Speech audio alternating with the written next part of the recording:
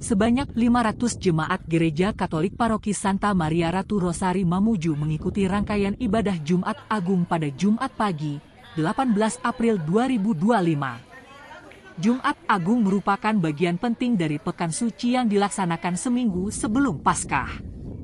Jumat Agung atau Good Friday diperingati umat Kristiani sebagai momen untuk mengenang sengsara dan wafatnya Yesus Kristus di kayu salib. Dalam tradisi Gereja Katolik, ibadah Jumat Agung diisi dengan liturgi sabda, penghormatan salib, dan komuni kudus. Umat juga diajak untuk berpuasa dan berpantang sebagai wujud solidaritas terhadap penderitaan Yesus. Salah satu tradisi yang dijalankan adalah Jalan Salib, yakni perenungan atas 14 peristiwa penting yang dialami Yesus dalam perjalanan menuju penyaliban. Melalui tradisi ini, umat diajak untuk mendalami makna pengorbanan dan kasih Kristus. Pastor Paroki Santa Maria Ratu Rosari Mamuju, Wilhelmus Tulak, menyampaikan bahwa rangkaian ibadah ini merupakan bagian dari satu kesatuan perayaan besar yang dimulai sejak Kamis Putih dan akan berpuncak pada perayaan Paskah hari Minggu, 20 April 2025. Jadi ada dua peristiwa yang dikenangkan, peristiwa penderitaan, kematian, dan kebangkitan. Nah, hari ini disebut Jumat Agung yang secara kemanusiaan sungguh sangat menyentuh karena berkaitan dengan peristiwa penyaliban. Ya.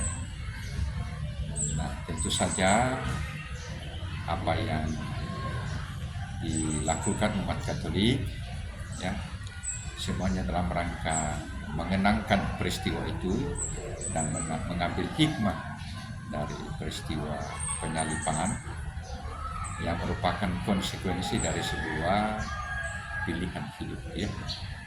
Jadi Yesus menjadi korban karena pilihan dalam pengertian keberpihakan.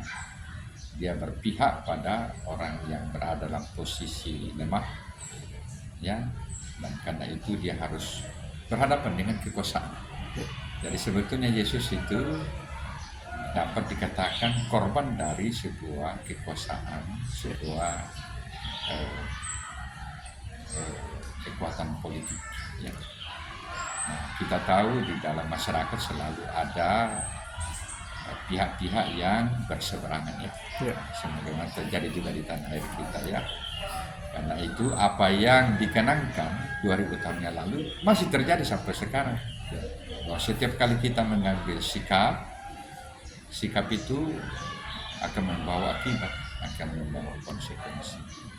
Nah, maka sekarang tergantung pada apa pertimbangan kita dalam mengambil sebuah keputusan untuk mengambil sikap berpihak, ya. Nah, intinya di dalam berpihak pada kebenaran. Nah, kebenaran bukan sesuatu yang dogmatik, ya.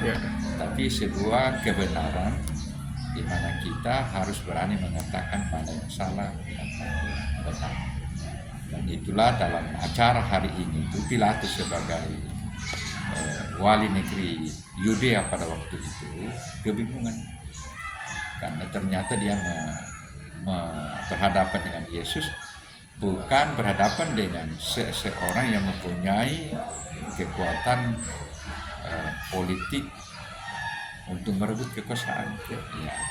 Jadi semata-mata hanya untuk mengatakan apa yang salah dan yang benar. Karena itu Pilatus cuci tangan karena dia mengatakan tidak ada pelanggaran hukum pada orang ini. Ya, lebih pada bagaimana orang ini mengambil sikap yang berhadapan dengan orang-orang yang tidak sepaham sependapat dengan dia.